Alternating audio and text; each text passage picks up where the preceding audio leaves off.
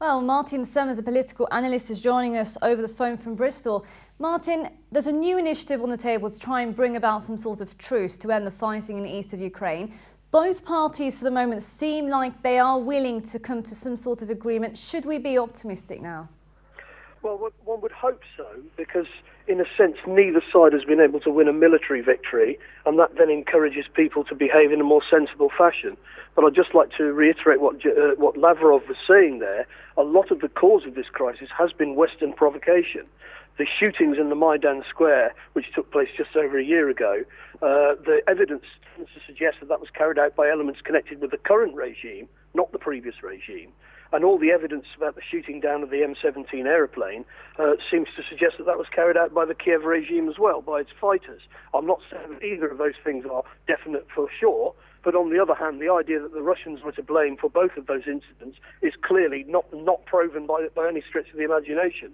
Now, if it wasn't the Russians, then it must have been the Kiev regime, and the Kiev regime in cahoots with NATO, which has a track record for carrying out such provocations in the past. So according to what you're saying, according to what Lavrov said today, accusing the West of hindering, not necessarily hindering, but accusing them of having the wrong approach by accusing Russia constantly, do you think that... They approached the whole thing in the wrong way from the very beginning. Do you think that not only must have made things worse, but is actually hindering the peace process and the Minsk agreement that was reached in September?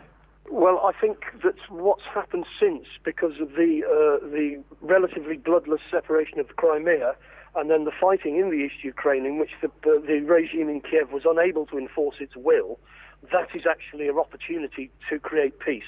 Because that's when peace tends to happen, is when neither side can actually win, and it looks like it's in everybody's interest to come to some deal. And let's hope that that is the case. But of course, in the past, the NATO side has definitely behaved in a provocative fashion. And the evidence, as I suggests that the current regime is responsible for the shootings in Kiev, because there was an intercepted telephone conversation between Catherine Ashton from the European Union and Umas Piets, the Estonian foreign minister, in which they definitely pointed the finger at Pravi Sector and Andrei Poribi, who are elements of the current regime, not the previous regime. Now, in other words, that didn't happen by accident. So that you can see from the Russian point of view that they're very angry about being blamed for what they didn't do, and therefore they've reacted in a fairly robust fashion. But I think if the possibility of peace is there now for the reasons I've just said, because neither side can win a military victory, and at that point it becomes sensible to talk about solutions, doesn't it? And in regards to the solutions, obviously the OSCE meeting for a second day today in Basel.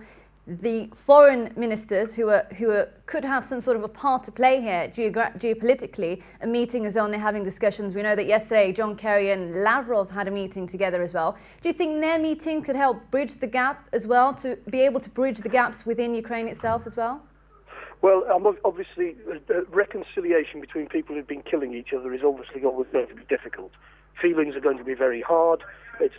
People aren't going to fall in love with each other. But there's still no reason for further bloodshed if everybody behaves in a sensible and calm fashion. Mr. Martin Summers, a political expert, joining us over the phone from Bristol. Thank you very much for joining us.